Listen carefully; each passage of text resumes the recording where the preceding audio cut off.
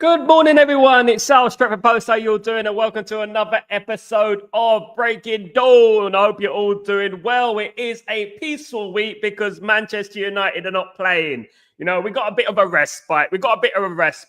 Yes, it is England week. We are concentrating on England, of course, guys, because England are playing in the World Cup qualifiers. Nah, not really. We're still going to be concentrating on Man United. Of course, we're going to be concentrating on Man United. It's all about Manchester United, of course. England and their 8-0 wins in the World Cup qualifiers don't really mean anything, to be honest with you, because they've done that loads of times before, of course. But we are talking about Man United. We're talking about links to transfers. We're talking about Marcus Rashford and Jadon Sancho. What's going to be happening with them? Kobbie Mainoo and his wage demands. Do you believe it? Do you think it's real? I'm not too sure. I'll be delving into that, of course, guys. But thank you, everyone, for joining me. Please don't forget to subscribe to the channel and smash a like on the video. If you guys could do that, really helps with the video, of course, guys. It's been a relatively quiet week, hasn't it? Because we won 3-0 at the weekend. It was really nice. Could be worse. And you know what? We've had worse this season, of course, guys. But you know what? There's never a quiet day when it comes to Manchester United. As I basically say almost every day, I'm saying this, of course, guys. Manchester United are interested in a number of players around Europe, and Manchester United are bargain hunting. Now, Man United are not in the market now for £100 million players, 80, 90 million pound players even. They're not in for that anymore. Those days are gone, of course. Oh, those days are gone where we just chucked money away, you know, on players that are undeserving to wear the great shirt of Manchester United. Now, one player that Manchester United could be interested in is a man named Coney. A man named Coney De Winter. Coney De Winter. Okay, Coney De Winter is a Genoa player. Genoa, of course, play in Italy. He is a centre-back. Belgian international. Just recently got a cap for Belgium. He's 22 years old. Look, you know what valued at around 12 million euros. So you know what, Man United could do a deal here. And this is when I talk about bargain hunting and Manchester United with bargains. You know, get your bargains in. It is 12 million euros, which is only 12 million euros, of course, guys. So that is not too bad. But obviously, we add on Man United tax. That does obviously get significantly higher, as it did with Dorgu, of course. Now, this player reminds me a little bit of Dorgu because he is a defender, except he's a centre-back. He's not a wing-back. He is a defender, and he would set us back around 25 million euros if you're adding the Man United tax onto it. So 12 million euros would be double that, of course. So we'd be looking at double that, of course, guys. So you know what? That is not too bad. And Man United will be looking at players like Coney De Winter in the summer, especially the fact that we're going to lose Evans, we're going to lose Lindelof as well. So Man United are looking at the right options. Of course, he is a centre-back. He can also play a defensive midfield and a right-back. So, but more money, more value for your money, of course. More value for your money, guys. And you know what? I don't mind these type of signings. Look, he's playing in La Liga. He's playing in Serie A with Genoa at the moment. Of course, Genoa are not the biggest club in the world. Remember Roberto Baggio coming from Genoa, don't we? All those many years ago. But you know what? He is an up-and-coming player that Man United will be looking at. Now, I get it, right? I get it that a lot of you guys want to see experience. I want to see experience as well. I do believe that Man United need to find experienced players. Of course, I do believe that. And, I think it's a balance. I think we have to have a balance of the right type of player, the right caliber of player. Yes, there's no problem bringing young players. You know, you can find real gems for very cheap, but you also have to look at the experience. And I think Man United do need experience, especially up front. We need experience in regards to the goal scoring area. I do think Man United need experience in midfield as well, given the likes of Casemiro will be leaving the football club. I'm not talking about experience as in 30-year-old plus players. I'm talking about 25, 26 players, 27 players who played in Europe, who've got a number of games and internationally as well, guys. Of course, let's get into some of your comments, guys. Good morning, guys. How you doing, Tybog? Good to see you, mate. Hope you're doing well. Good to see you, brother. I hope everything is good with you. Of course, guys. Big up, Sanjay. How you doing? Good to see you, Sanj. Hope you're good. Good to see you. Big up, UK Rap.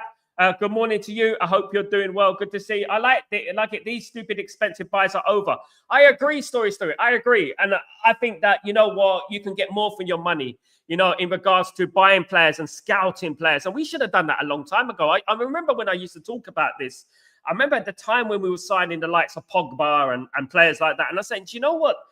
This represents a huge risk, because as soon as you start buying players for 60, 70, 80 million in a team that isn't firing in all cylinders, you add extra pressure onto that player, you know, and onto the team, you know, because for example, Pogba, as soon as Pogba comes to Man United, it's 90 million. Maguire, 80 million, non-stop. You know, you need to, you know, when you bring in players like, for example, Dorgu, there's no talk about his value because he was cheap. You know what I mean? He was cheap and he's good. And the goodness outweighs the bad. So you'd be like, well, he only cost 25 million. What a bargain. You know what I mean? And it adds an air of positivity around the place, doesn't it? And I think like players like this player that I mentioned, of course, and obviously other players that we will be linked with, you know what, I think fit the mold perfectly. It doesn't mean that the players are less talented. You know what, I would say this, right? The likes of Benfica, the likes of Porto, the likes of Sporting Lisbon, the likes of Ajax do exactly the same thing. And then 2 years, 3 years later, they're selling these players for astronomical amounts of money. Where did Quenda come from at the end of the day? How much did he cost originally? And look how much they sold him for. I hope Man United are not looking to buy and sell. I hope Man United are looking for the future. I hope Man United are looking to build these players up, of course. I hope they're not looking to sell these players going forward. I hope they are looking to build them up and not just looking to make profit out of these players, of course, guys. But it is a direction. Like I said, look, I'm not Ineos' biggest fan. I've said it. I've criticized Ineos massively, and they deserve criticism for what they've done so far. Okay, there's more negatives than positives at the moment, and I would say this, that I like this direction in regards to transfers. I think this is better. I think even under Alex Ferguson, yes, Alex Ferguson spent some money on some players, but initially, when you think about the greatest players to play for this football club over the last 30 years, you look at Eric Cantona was $1 million. You look at Dennis Irwin. How much was he? 950 grand, something like that. You know what I mean? You look at these players. Ole Gunnar Solskjaer was about 2.5 billion, wasn't he, at the time? Ronnie Johnson, Henning Berg, David May. You know, you look at these players and you think that they weren't astronomical amounts of money. Yes, Andy Cole at the time was a record fee. At the time, he was a fantastic player, of course. And other players like Roy Keane at the time were expensive players at the time. But when you look at the grand scheme of things, we didn't really go out and spend hundreds of millions. We didn't. We bought one good player, for example, Rooney. Yes, like that. For example, like that, right? And we would add him and like slowly build the team like that. You can spend money, and if it is an exceptional talent that you think we cannot miss out on this player. Like Rooney, which was proven, of course. Like Jaap Stam, which was proven, of course. You know, and even the Nemanja Vidic was relatively cheap back then. Do you know what I mean? And when we look at the way Man United was built, Patrice Evra was relatively cheap back then. It wasn't all about spending money. It was about building, you know what I mean, something as well along the way as well. And I think this is the direction that we need to go in. It's somewhere that we haven't been in a very long time. And I'm disappointed that we haven't done this a long time ago, because we've wasted a lot of money. Look, now I think we have a spine. I think Man United have the basis of a spine of a team. I think that we are growing in regards to the players that we have. I mean, the likes of Xerxes are coming into our own. We've obviously got De Ligt, who's been absolutely fantastic. Lenny Yoro, Gardner coming through, Collier coming through. We've got great players, and what I like about it is a good mixture of players of different age groups. Do you know what I mean? It's not just fully teenagers, or it's not just fully 30-plus-year-olds. Do you know what I mean? In my opinion, I do think Man United are missing out on a few attacking players. I think Man United need to look at players in regards to the attacking area, of course. And one player that Man United have been linked with over the last few weeks and months, it would seem, is Chris Rigg. Now, Chris Rigg is a player from Sunderland, of course, who I mentioned months ago on this channel. Is a central midfielder, can also play as a winger. He is a 17-year-old who is highly sought after. Chris Rigg is not only wanted by Manchester United, he's wanted by the likes of Liverpool, and he's wanted by the likes of Tottenham Hotspur and teams like that. But Man United seem to have the upper hand in regards to Chris Rigg. Apparently, Chris Rigg has set his sights on a move to Old Trafford as he is a Manchester United follower.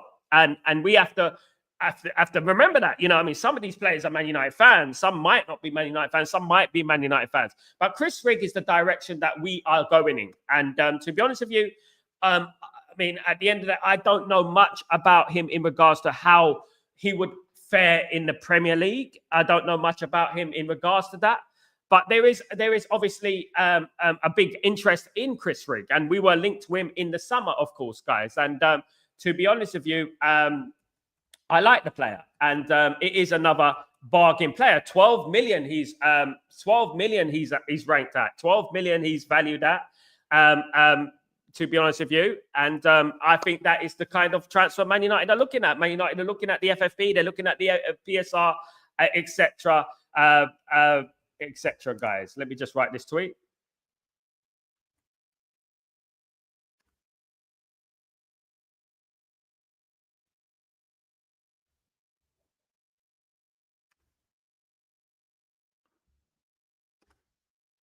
Yeah, so that is what it is. Now, gone are the days of 100 million, 80 million pound players, you know. Gone are those days, of course, guys. You know, they're out of the question now. You know, Man United are not interested in these type of transfers anymore. So that is good. Right, let's read some of your comments. Yeah, I think I've read that one. Big up, everyone. Please don't forget to subscribe and smash a like on the video, guys. If you guys could do that for me, absolutely brilliant. Thank you so much, of course, guys. Now, when we think about another player that we have been heavily linked with, Tyler Dibling. Now, Tyler Dibling, of course, is a player that Man United have been interested for quite a while as well. Southampton player, great talent. And he is also wanted by the likes of Liverpool. And of course, we're going to get teams who are going to be chasing our targets as well. We're going to get teams who are going to be chasing the same players as us as well. So this is you know what, we have to act quickly when it comes to players like Tyler Dibling. Tyler Dibling, a right winger, of course, who can also play as an attacking midfielder. It fits Ruben Amorim's system very well, of course. He is only 19 years old, an England under-19 international, Southampton player. Contract expires 2027. Now, the starting value of Tyler Dibling is 25 million, but probably 40 million euros would do it. Now, some people are saying that's too much to pay for him. But when you're looking at the grand scheme of things, when you're looking at, you know what, valuation in the market, for a player of that caliber, of that age, I do believe that he has a bright future ahead. What we have to ask ourselves, he is a left footer. He can play inverted right winger as well, attacking midfielder, and even centre forward he has played. What we have to ask ourselves is are these players going to elevate us? Are these players going to take us into the next generation? For example, the next level, should we say? Sorry. Are these players going to take us to the next level? Will they take us to I mean, I don't know. At the end of the day, you know what? They are very young, and it's very doubtful that they will take us to a Premier League Championship challenging team. But maybe in a year, maybe in 2 years, you never know what could happen. You know, young players can improve quite quickly. You know, under the stewardship of Ruben Amorim, I'm very confident that a lot of these players will improve at Manchester United, of course, guys. I would say that. Tyborg. I like the change in transfers, but I'm afraid they do just spare money. I do like the Dorgus, the Delicts, Mazrus, and Heavens, but the reason why they are doing it is questionable. This is the problem, Tyborg, and I agree with you. This is the sinister reasons behind these type of transfers. Look, I don't mind these type of transfers. I'm used to these type of transfers at Manchester United. Of course, over the years, we've done these type of transfers in the past, but we've also spent money, haven't we, Ty? But we also spent money. We haven't just bought young players in. We've also bought expensive players in as well. I don't want us to just be bargain hunting for cheap young players. I want us to go after proven players as well, because that's what I think Man United truly need. Like, for example, Man United do need a striker of a high caliber striker, a proven Premier League striker, in my opinion, because you know what? You could bring players from, 19, 20-year-olds into the team from France, from Germany, from wherever, to bring into the Premier League. Are they going to fit into the Premier League? For example, Sesko. Will Sesko fit into the Premier League? Is he going to take time to settle down? Will he get 25, 30 goals a season? That is very, very questionable, isn't it? We do need proven players. I would like a proven Premier League goal scorer, of course, not too old, 25, 26-year-old, someone like that. But, that also doesn't guarantee success in regards to goal scoring wise. When we look at Dominic Solanke signed for Tottenham Hotspur, he isn't prolific, but he was prolific at Bournemouth, wasn't he? So, what I would say that you have to really do your research. We have to really do our research when we're looking for a striker, and we really have to look at a player's personality, because there are players, even if they came from the Premier League, that might not do the business for us. It's all about the personality, and it's all about if they have what it takes to play for Manchester United. Not just the talent. It's not just about the talent. It's about the personality. It's about their ambition, and about their professionalism and drive, etc. That's what we need to look at. Big up, Tyborg. Gladiator, do you think Gula has a physicality to play in the Premier League if he comes here? I like Gula as a player, Gladiator, absolutely. Not in favour at Real Madrid at the moment, on the bench a lot of the time at Real Madrid. Really good player, Turkish international, of course. I personally don't think that we should judge a player until they play in the Premier League. Lots of people say, oh, these players have not got the strength, or they've not got the personality. We don't know that. At the end of the day, these days in the Premier League, strength and physicality is not as important as it used to be, because you get a free kick for a little touch these days, right? So I don't think it's as important as it used to be. Yes, it's still more physical than other leagues, but I do believe that skill and talent will take you far in the Premier League. And I think that if he came to the Premier League, I think he'd be brilliant. I think he'd be brilliant at Man United. I think he'd be brilliant behind that number 10 position. I think he would. And the problem with Gula obviously would be the transfer fee coming from Real Madrid. I don't think they would accept anything other than a substantial amount of money for him. Obviously didn't sign for them a long time ago. He is a very good player, and I like the player. I've reported on him before. He is on Manchester United's radar as well. But we have to wait and see what happens in the summer. You know what? I'm really excited about this summer, because not only is it a chance to put one eye on Ineos, fraud watch, so to speak, but it's also an important time in regards to players out as well, because I'm looking forward to seeing what they're going to do. What's going to be different to Ineos this summer than what we've done in previous summers? Of course, they've had now one season at Manchester United. It's very interesting to see what they do now. Tyborg, I wasn't here yesterday, so let me say I don't think Eteke will make it in the Premier League. He's a Bambi on ice a little bit, and the Premier League is tough. Good players, but not sure he is good enough for us. This is the thing, Tyborg, and I think I read your comment. It's absolutely spot on. And this is the problem with bringing in players that are relatively unknown. Because what we have to say about Ekitike is that his goal scoring prowesses are good this season. When I look at previous seasons, I don't really see a prolific player, in my opinion. I don't see someone who is scored lots of goals continuously. For example, like Sesko, continuously has scored a lot of goals in the Bundesliga for a long time. Do you know what I mean? I don't think Ekitike, I think he represents a risk. When you're coming to the Premier League, I know he scored something like 13, 14 goals in 25 appearances this season, something like that. But when you come into the Premier League, it is completely different. As you said, a Bambi on ice. You cannot be a Bambi on ice in the Premier League, because you will get swept off your feet, basically, in a negative way. Definitely. Swept off your feet. Absolutely. And I would say that it does represent a risk. Do I trust Wilcox? Do I trust Barada and Vivel in regards to these transfers? Maybe they see something in him that will be good. And as you said, and I did read your comment, Tyborg, I didn't see yesterday, but I do agree with it. He is going to be priced out for us. They're going to try and put a hefty price tag on him, especially when other teams want him as well. This is the thing. I think he's 22. I don't think he's as young. You know what I mean? So, you know what? Improvement is very tight, very slim. I do think, however, that, you know what, he can improve under Ruben Amorim, but we can't be paying ridiculous amounts of money for players. You know what I mean? Especially players that are relatively unknown, relatively unproven. I like players who are proven up front. I do. I think Man United need a couple of players there who can score goals. You know, when I always go back to when we had Andy Cole and players like that, and Andy Cole was scoring 40 goals in the Premier League, things like that. Do you know what I mean? And, You know, I know this is a different time, but you know what? We bought Andy Cole. We purchased Andy Cole because he scored 40 goals for Newcastle United in an underachieving Newcastle United side. So you look at that and you think, well, he must be a very, very good player. And I think that's what Man United need to look at. I would say, however, that there is a total lack of strikers in Europe, in the world.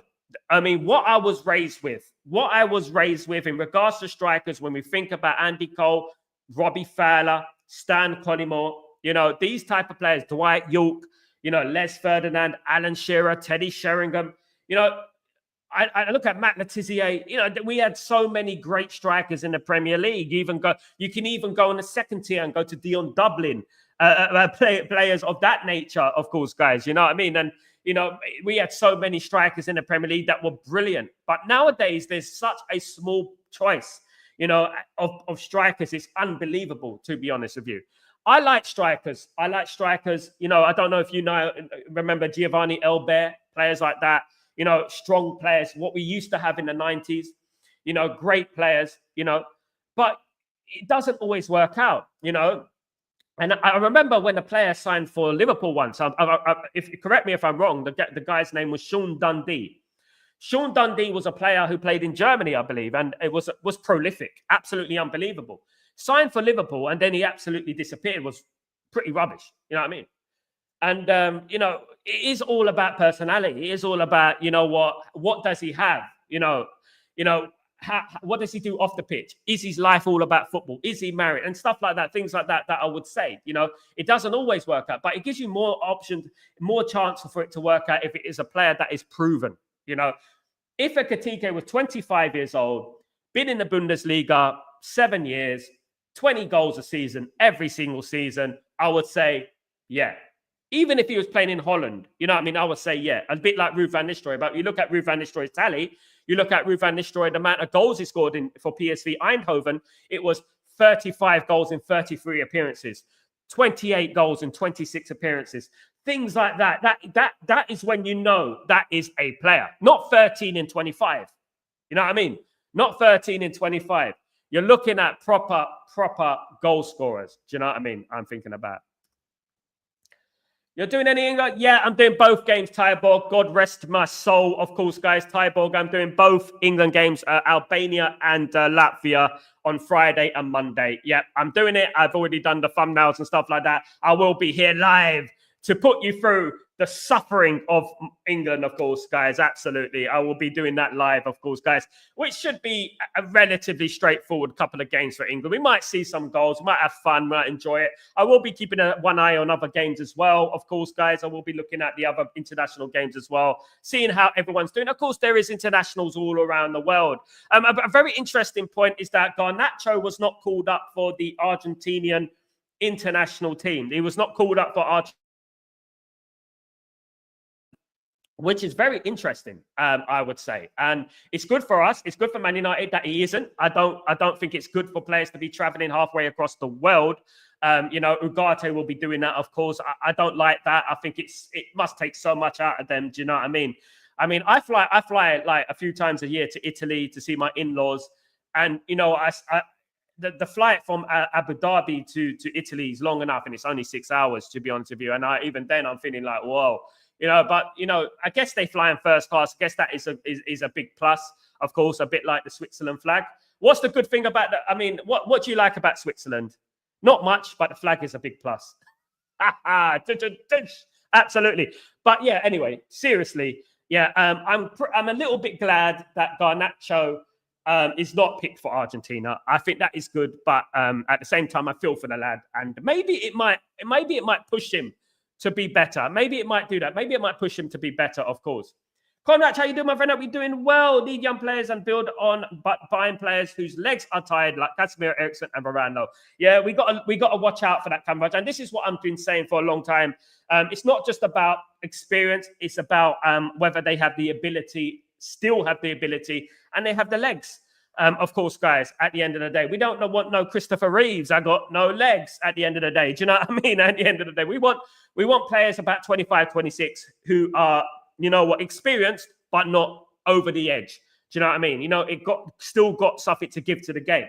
When we purchased Casemiro, when we purchased Varane, everyone and their dog knew that these players were finished, to be honest with you. They're done, dusted at the end of the day. And you know what? We took a risk. We took a punt.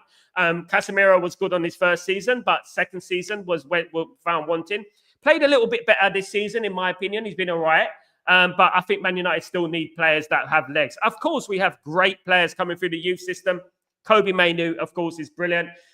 Collier is brilliant, of course. But that brings me swiftly on. Speaking of Kobbie Mainoo, what's going on with Kobbie Mainoo, guys? Now, look, you know what? There is lots of rumours about Kobbie Mainoo and the 180,000 a week that he has been requesting, apparently. Now, my biggest question to you guys is, who is leaking this information? Why are they leaking the information? This is why I always take things with a pinch of salt. I believe that sometimes information can get leaked so that if we do eventually sell him, knowing that he is a fan favourite from the academy, it sort of softens the blow for Ineos, so to speak, because people will be saying, oh, well, you know what?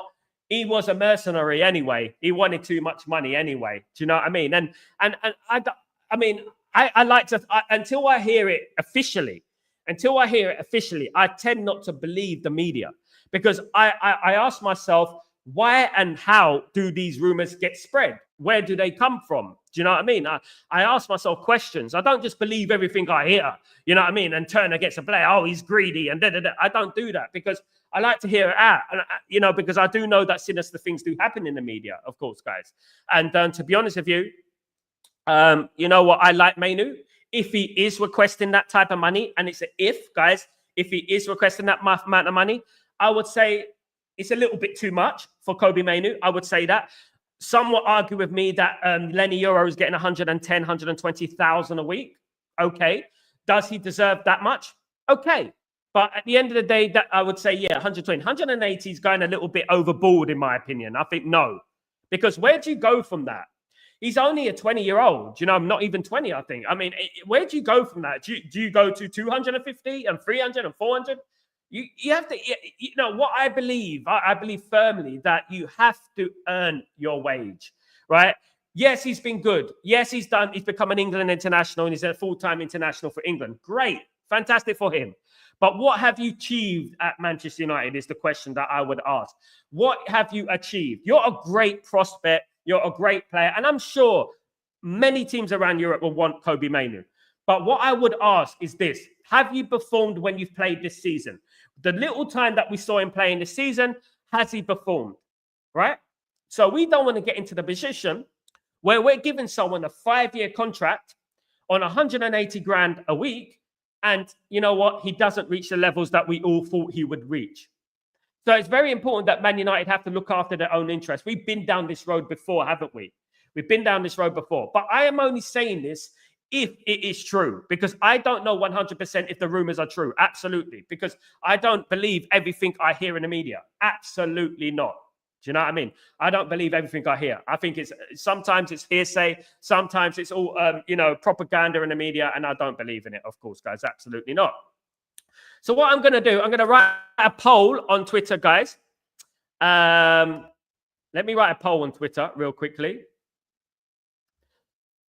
So this is given if it is true. If it is true, this is if it is true, guys. I'm going to ask you guys the question, okay?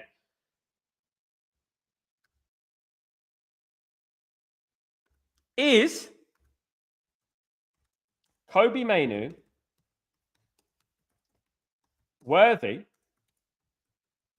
of 180k? Let me put rumored so people don't jump on me. 180k a week. Yes. No. Yes or no? Just yes or no.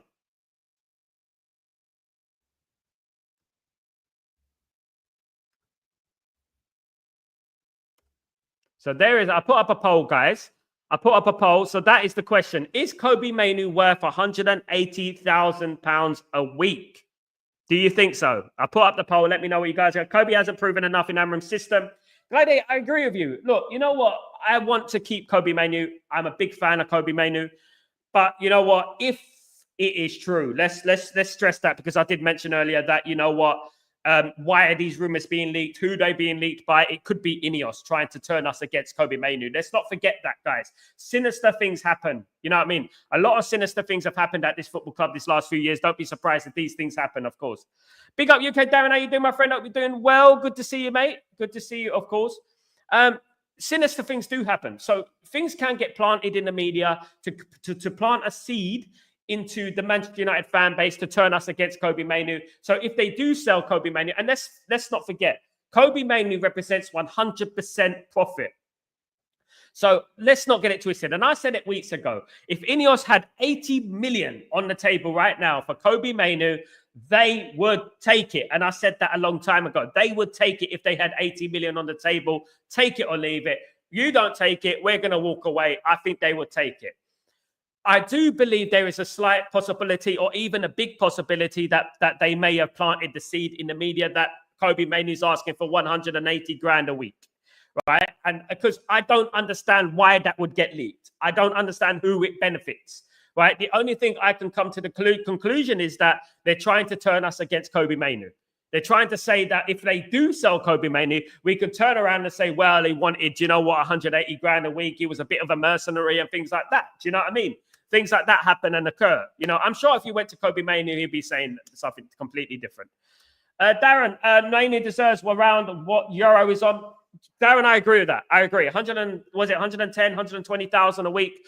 I think he deserves that. I think he deserves that, because if you put Lenny Euro on that amount of money, Kobbie Mainoo deserves about the money as well, because Kobbie Mainoo has actually played a whole season for Man United before Lenny Euro, and he comes on the youth system as well.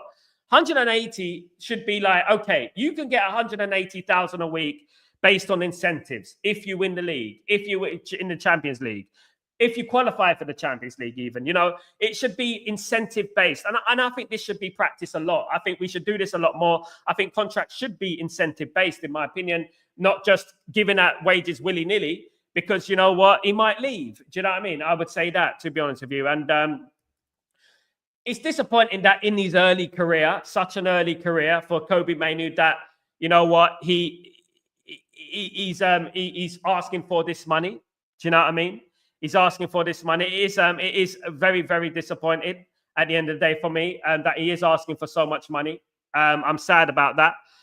Good morning, Jarvis. How you doing, my friend? Good morning, pal. Hope you're doing well. If you could choose, would you sell Mainoo if the price is 60 million? More, Jarvis, 80 plus. If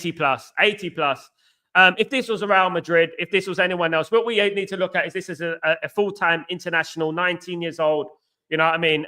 If people are quoting 60 million for Jared Branthwaite, who plays for Everton, why are we going to sell 60 million for Mainoo, who's a proven England international, got to the final of the Euros, one of the best up-and-coming young midfielders in Europe? I would say 80 plus. Myself, because if we look at, like we spoke about Gula earlier on in Real Madrid, who can't get in a Real Madrid team. I bet your bottom dollar, if we sign Gula from Real Madrid, they would want 60, 70 million, and he hasn't even played, right? And we're talking about an England international here, right? And that is no mean feat. And when he gets fit, he will go back into the England team. And I feel like 80 plus million, we should think about it.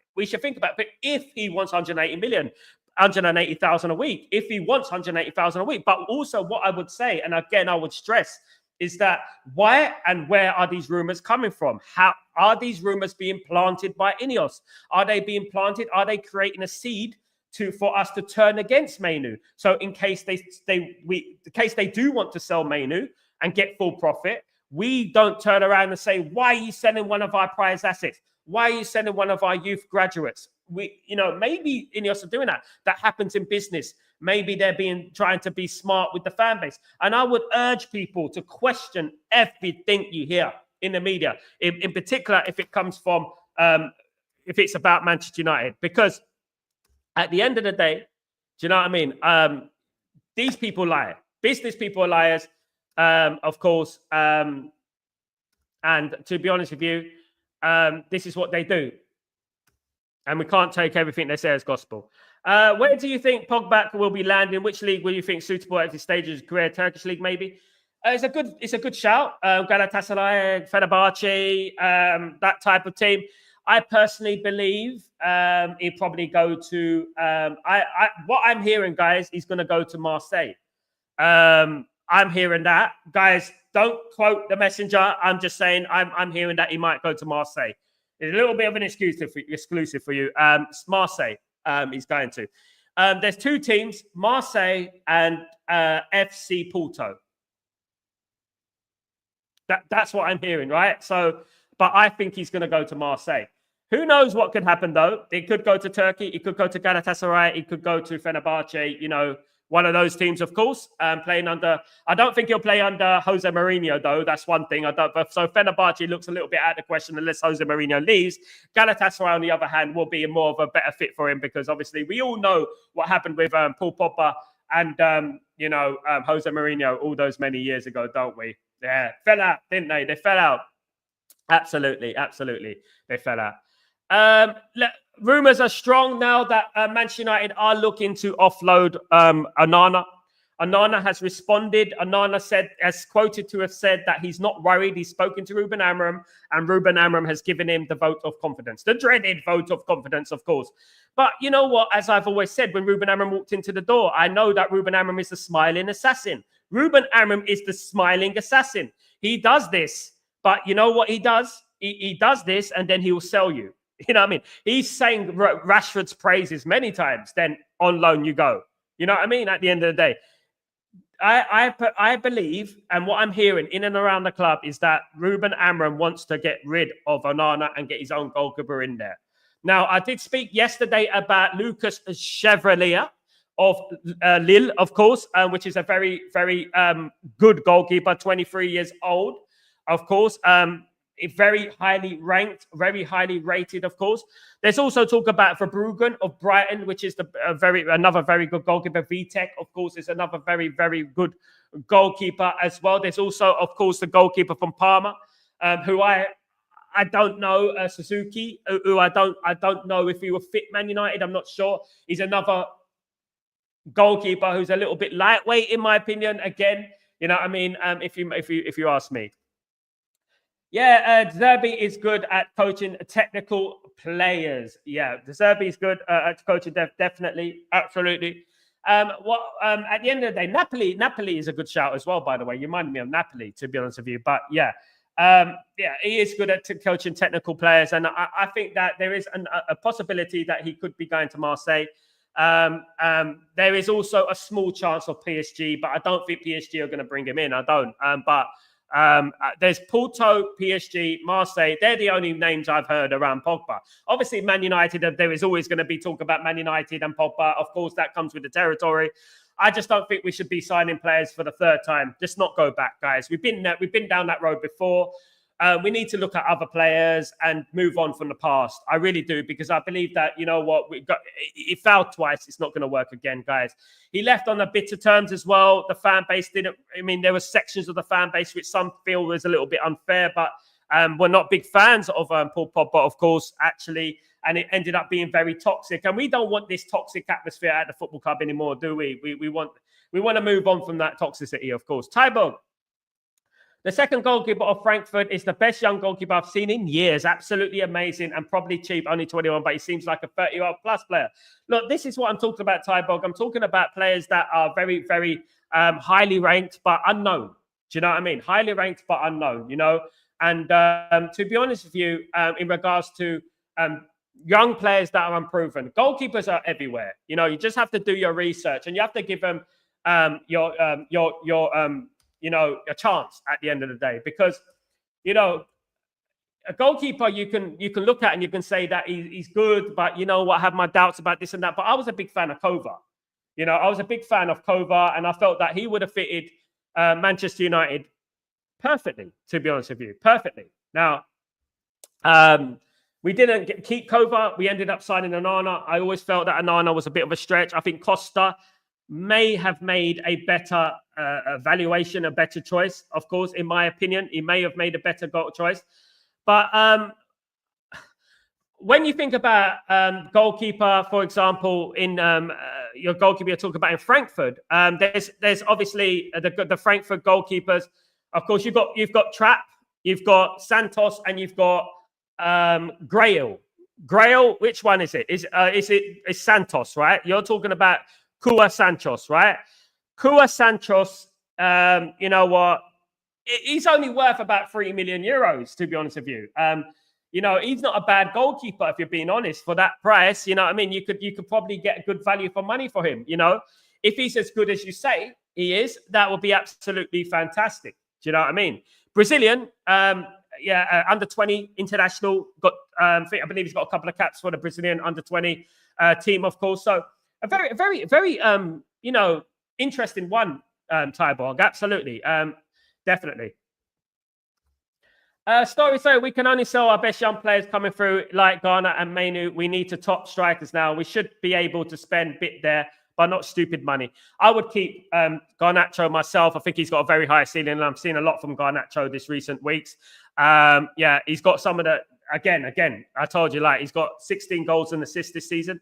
It's not too bad, is it? You know what I mean? For a 20-year-old, and I think that we need to stick with Garnacho. In regards to Mainoo, it depends on the wage system. Of course, the wage thing. The wage thing is a big thing. You know what I mean? At the end of the day, that is a big thing. And I don't like mercenaries, but I'm not going to believe everything I've heard. Definitely not. I think Onana will come good by next season once the players in front of him. I don't think so, Gladiator. No. Goalkeepers don't make silly mistakes like I've seen every single game almost. He's not going to come good. That means you're protecting him. You're protecting him as a goalkeeper. You're protecting him. A goalkeeper shouldn't need protection like that. I mean, slipping balls out of your hand against Wolves and hitting the ball on the bar against Crystal Palace and things like that. He's not that goalkeeper. He's not a good goalkeeper. He's a decent goalkeeper, but prone to mistakes. Have you seen the new stadium analytics? Yeah, I've seen it. To be honest with you, mate, spin. Again, it's just spin. At the end of the day, you know what? Lots of negativity was coming out this last couple of days, and they just spun something again. Why don't they tell us about how people are funding it, how it's being funded, who's paying for it at the end of the day? Onana is a bad goalkeeper, full of mistakes. He will never come good. At 27, who's going to come good? At the end of the day, look, you can have the best defense in the world in front of you. If you're letting balls slip through your hand every game almost, then you know what? I don't think he's a good goalkeeper. I've seen the likes of Van der Sar, Schmeichel at our football club, even the hair. You know what I mean? I think he's probably the worst goalkeeper we've had, even, you know what, in regards to 30 years. When Taibbi made that mistake against Southampton, right? And let's not forget, Taibbi made one mistake, okay? He was out the door. Why was he out the door so quickly? Because when a goalkeeper can make a mistake like that, right, he's prone to mistakes. It doesn't matter if you have Vidic, Stam, Ferdinand, Adams, whoever you have in defense with you, Laddie, you know what I mean? Whoever you have, Sama, whoever you have in defense in front of you, it doesn't matter. If you're a bad keeper, you're a bad keeper. And you know what? When you need your goalkeeper, ask me this question. Why were Inter Milan so keen on selling him? Why did they accept 50 million so quickly? I speak to a lot of fans from Italy. I have a lot of connections in Italy, and they were laughing at us for paying 50 million for Onana. They were laughing at us. Not even Barthez has done some mistakes, and it was famous for him. But at least Barthez, you can look at Barthez and say that at least he's won World Cups and he's actually won major trophies. Yeah, he was a bit of a nightmare. He didn't suit our system. Man, great goalkeepers for me are goalkeepers who are domineering, confident. You know, you never see Van der Sar doing silly mistakes like that, isn't it, Tybor? Do you know what I mean? You know, Schmeichel made mistakes. So Schmeichel was there 30 years. You know what I mean? 20 years. But Schmeichel was there 20 years. You know, Schmeichel made some mistakes, but at the end of the day, you know, never like that. You know what I mean? At the end of the day.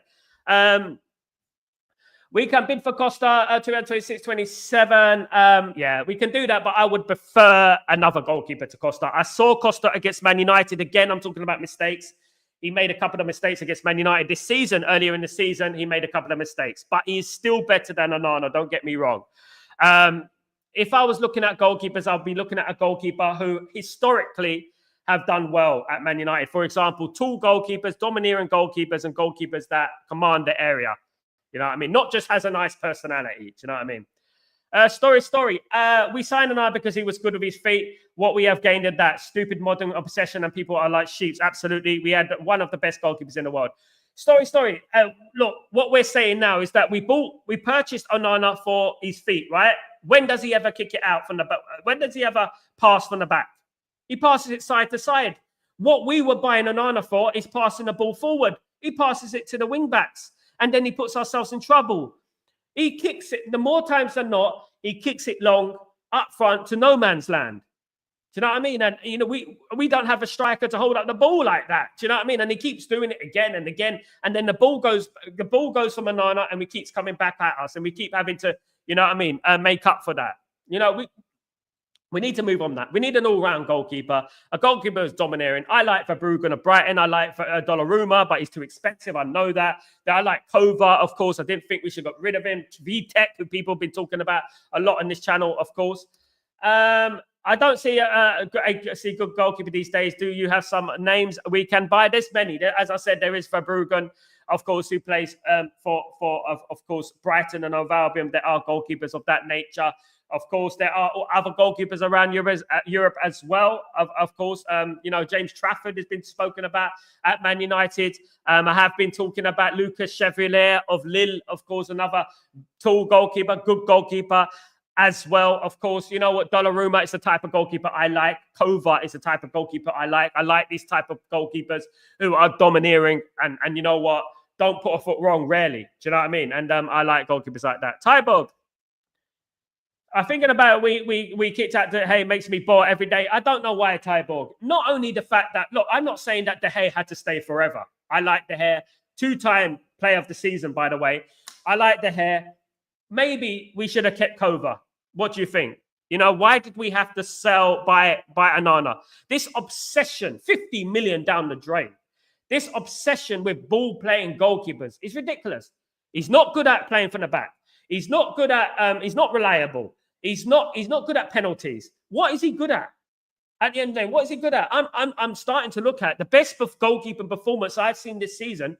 The best goalkeeper performance I've seen this season was from Bayinde.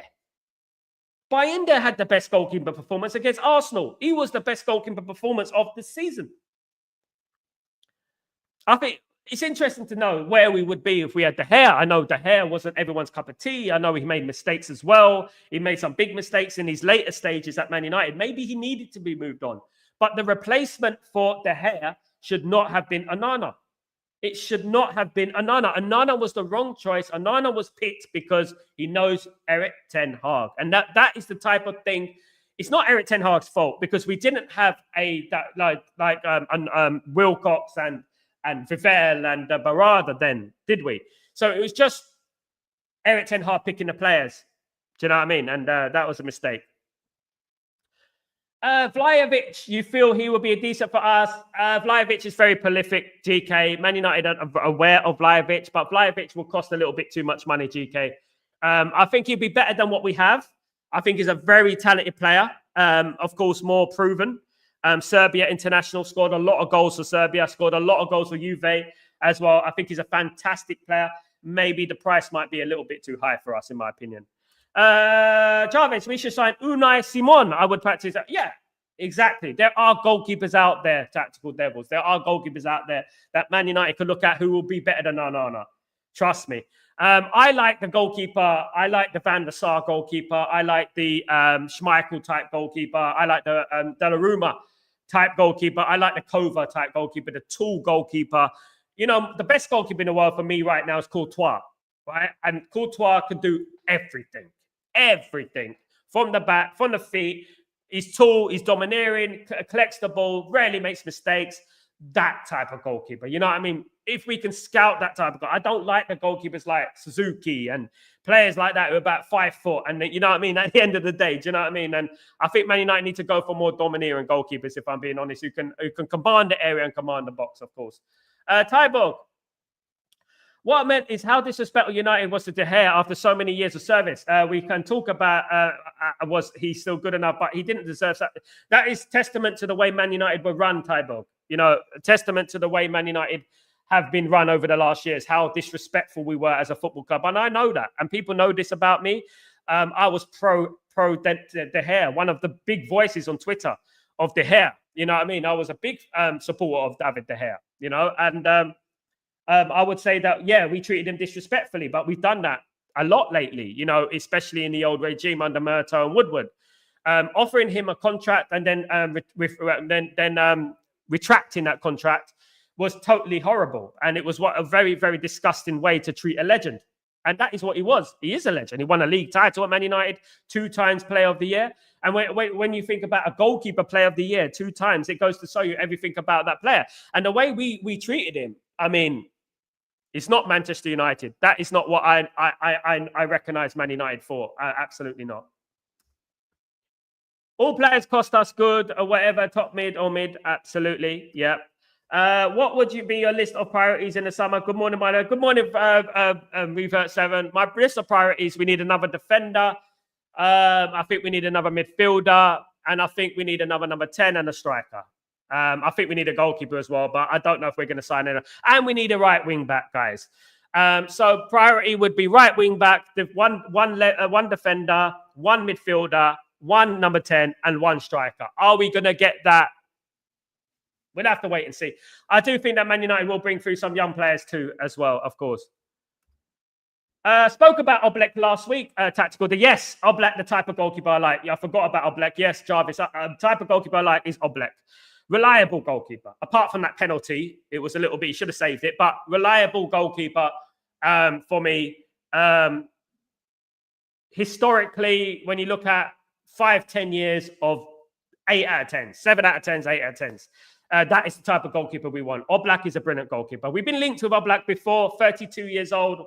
Might not cost as much as he used to, but you know what? I would like Oblak. It would be great to have an experienced goalkeeper behind the sticks, definitely.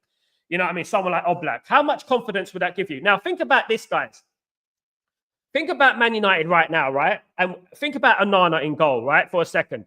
Think about removing Onana and thinking about putting a Courtois or an Oblak in goal.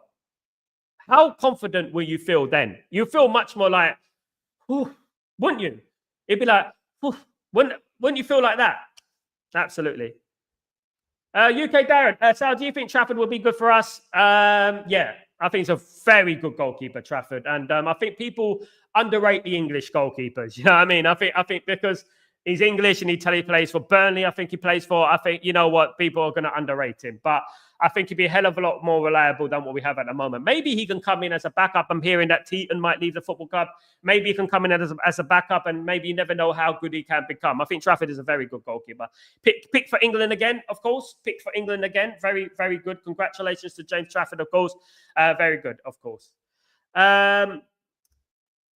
You know, nothing, Sal. You're not a precious fan like Manchester, mate. Absolutely. Absolutely, brother. I know the nothing, Tyborg. I know the nothing.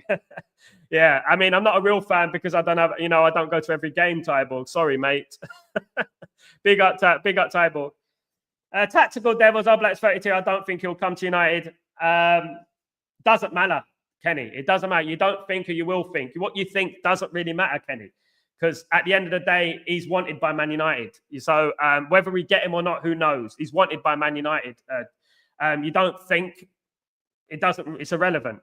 What we want is what we want. I'm hearing from reliable sources that we want an experienced goalkeeper in there.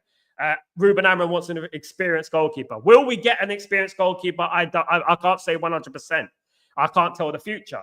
But Man United are looking at that option. And Oblak, an experienced goalkeeper, can arrive at a fraction of the price that another goalkeeper would arrive at, could be an option for Man United. I don't speak on just hearsay. I speak on what I know at the end of the day.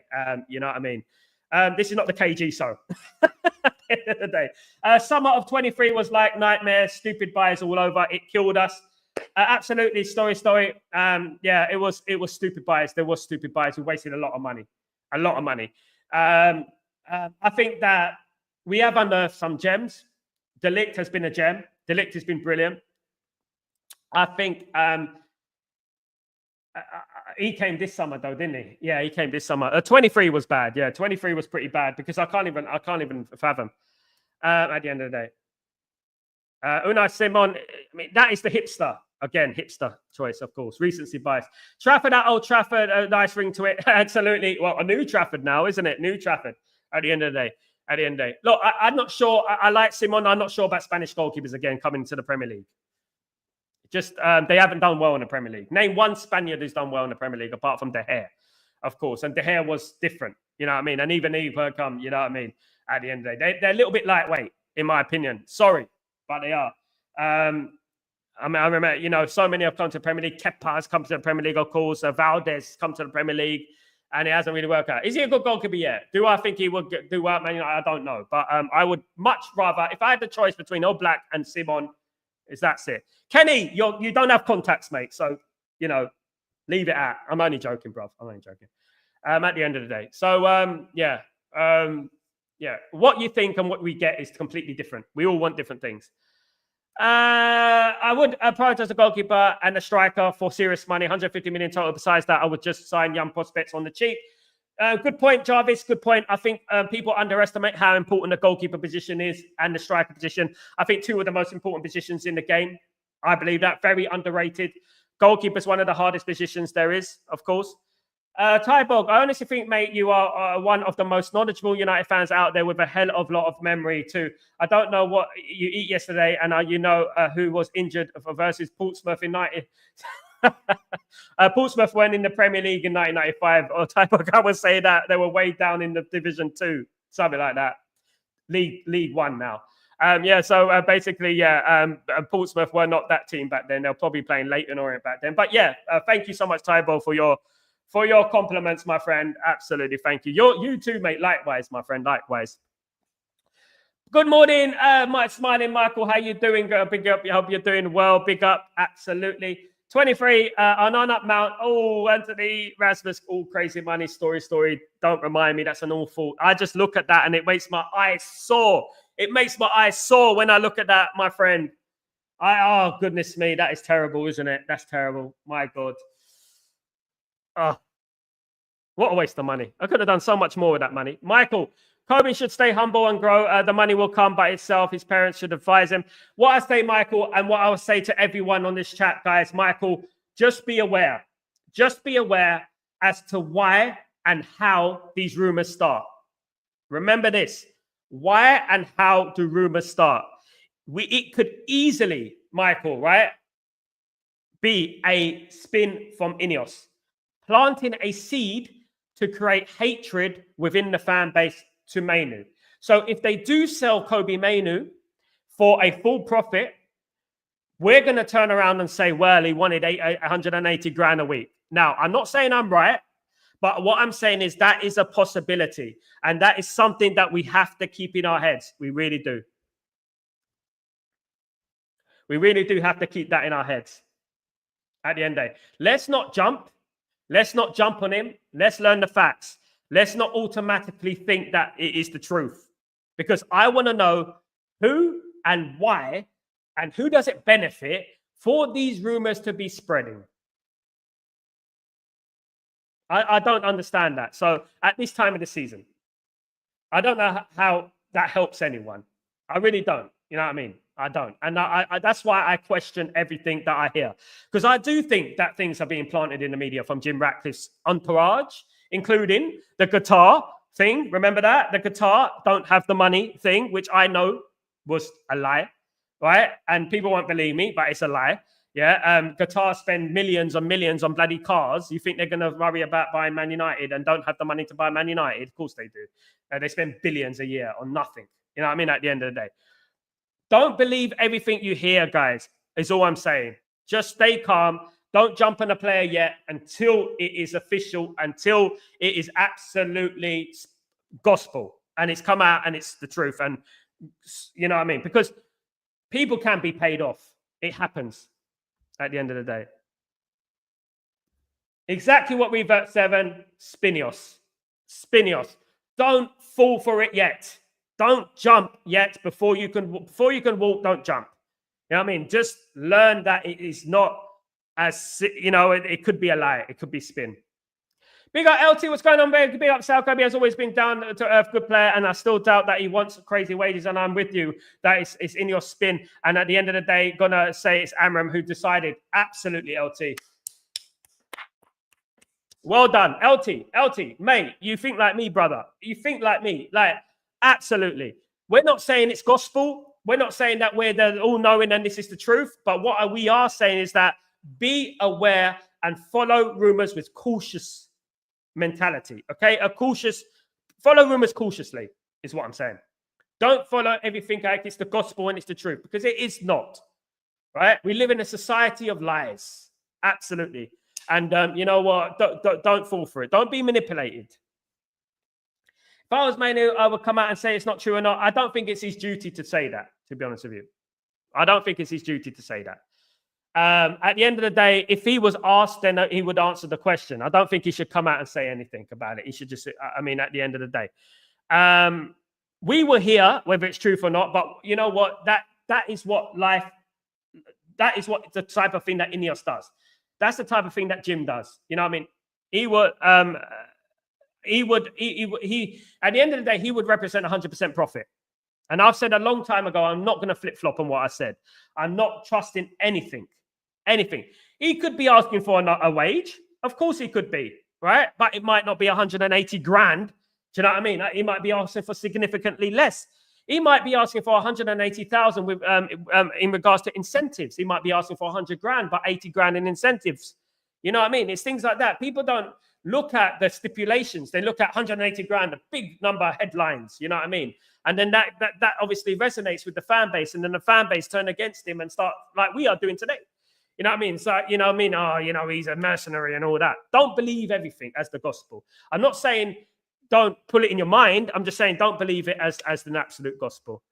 Tyborg, I'm 100% sure he's not asking for that much. I agree, Tyborg. I think he's asking for a wage, but he's not asking for that much at the end of the day. And not a player's duty to respond to every rumor that comes out there as well. We also all know that there is no truth in every rumor. You have a point there, but these agents are too problem and they send false rumors to the newspaper. It could be, Michael, and I'm not saying it isn't. And you're absolutely spot on. And Darren is spot on. You're spot on. It could be. And I'm not saying you're wrong, but it might not. That's what I'm saying. It might be Ineos. So what I'm saying is until we've heard it from the horse's mouth, until we've heard it from Ruben Amram and people like that, then I think we should lay off a little bit because it could be 180 grand. It could be 100 grand with 80,000 in incentives, right? 80,000 in incentives could be if we qualify for the Champions League, if we win the league, or if we win a couple of cups. Incentives are different. Stipulations are different. So the contract can be completely different, of course. Absolutely. United should never try and sell Kobbie anyways. I agree, Michael. Big up, Michael, anyway. Sal, Alkir said, do you believe the 51 plus rule could work at United? I mean, there is not. We don't have enough unity, Tyborg, to do it. Unfortunately, the way it is right now. We're owned by the Glazers. Maybe if the Glazers lead a football club, maybe in the future that we might be able to do that. But at the moment, I don't think Man United under the Glazers can do that, in my opinion, in my humblest of opinion. Absolutely not.